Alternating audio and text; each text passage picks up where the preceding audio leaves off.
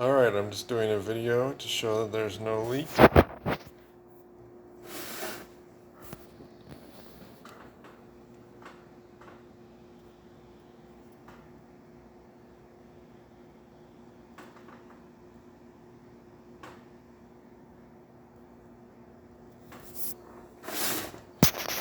Good pressure.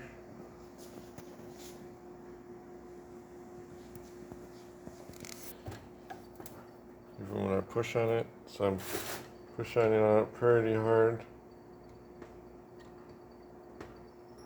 You can see the metal flexing.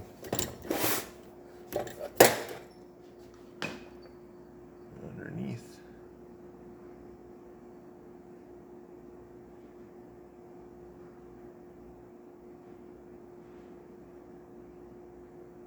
There you have it.